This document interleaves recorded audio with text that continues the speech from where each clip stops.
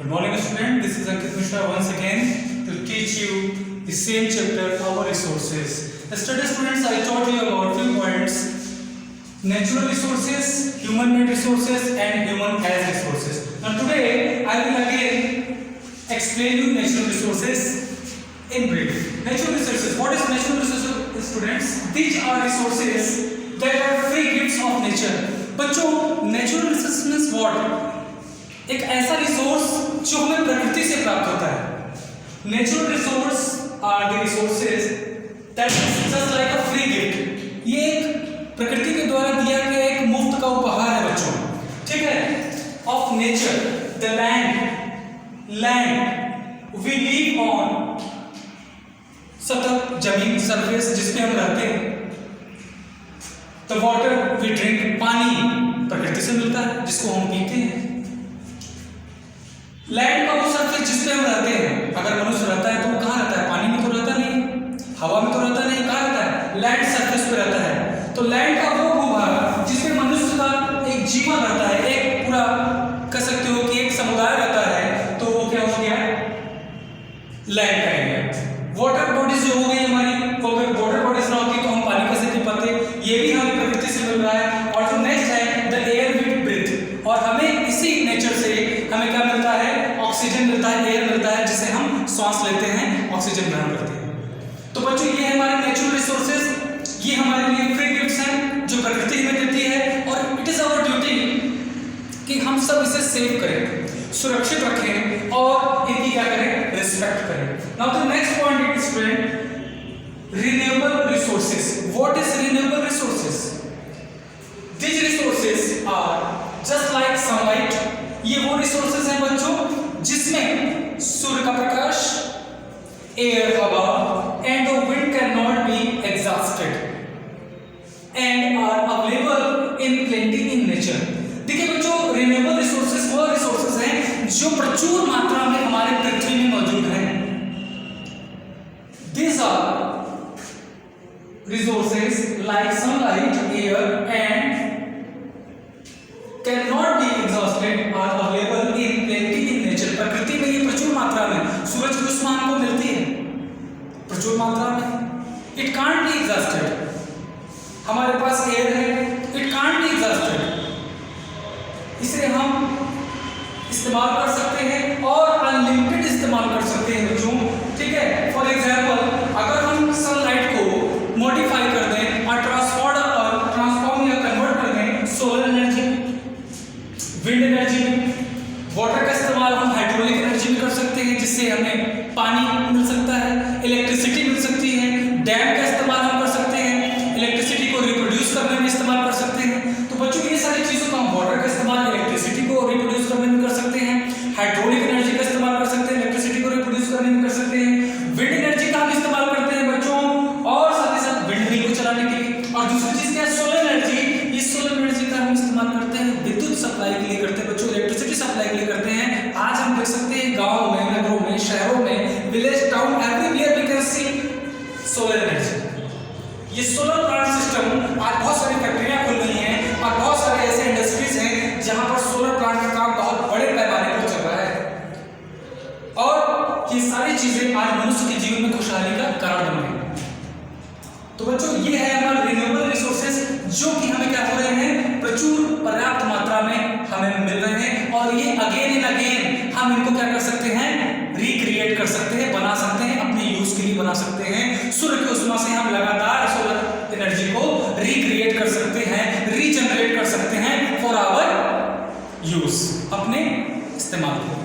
But one thing that I would like to say, non renewable resources, these resources are resources that are limited in supply and are not restored, are restored slowly by natural process. देखिए बच्चों, अभी मैंने आपको बताया कि renewable resources वो resources है जो प्रचुर मात्रा में होती है और इसको हम रिक्रिएट करके दोबारा अपने उपयोग में ला सकते हैं। बट नॉन रिन्यूएबल रिसोर्सेज वो रिसोर्सेज हैं जो एक बार अगर खत्म हो गए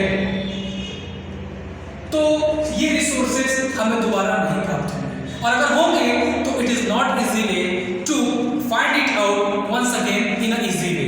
हम बहुत आसानी से इसे दोबारा नहीं प्राप्त कर सकते हैं।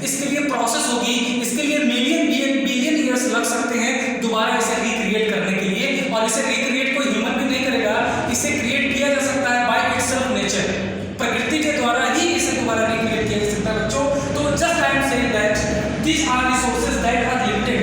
ये पृथ्वी पर वो रिसोर्सेज हैं जो लिमिटेड हैं, अनलिमिटेड नहीं। इसीलिए it is our duty to exhaust all these resources in a proper way में करें। लोग आज गाड़ियां चला रहे हैं, कार चला रहे हैं, मोटरसाइकिल चला रहे हैं, तमाम चीजों को चला रहे हैं, लेकिन इन ट्रांसपोर्ट से जुड़े हुए जब हम इन व्हीकल्स का इस्तेमाल करते हैं तो लोगों को देखते हैं जब वो ट्रैफिक में होते हैं, गाड़ियां उनके इंजन चालू होते हैं, स्टार्ट होते हैं, तो फ्यूल क्या हो रहा है?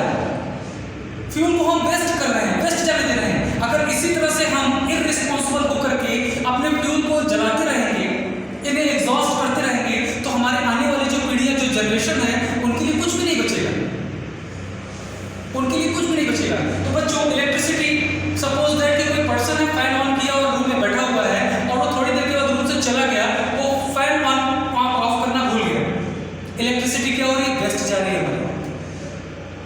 इसलिए घरों के स्विचेस को ऑफ करें प्रॉपर। अगर आपका इंजन स्टार्ट है मोटर व्हीकल्स का, तो उसे आप ऑफ कर दें, जब जरूरत हो तभी उसे ऑन करें।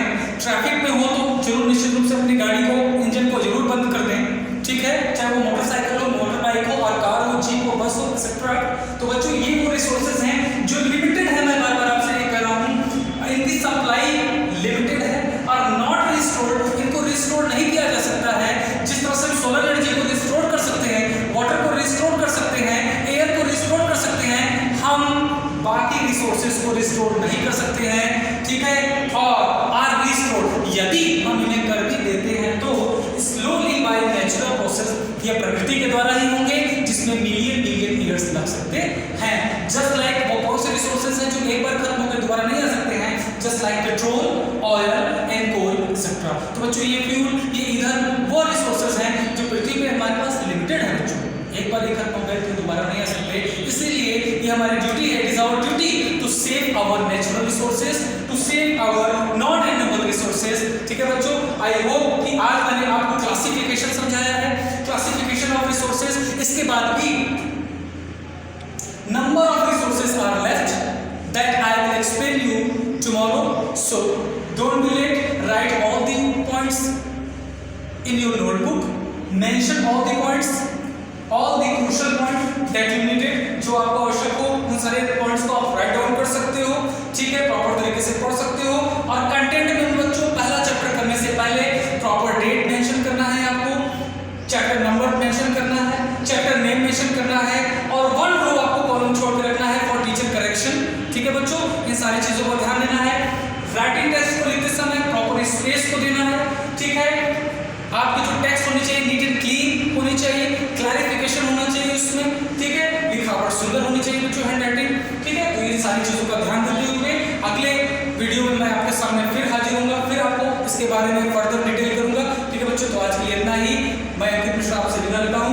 Thank you, God bless you.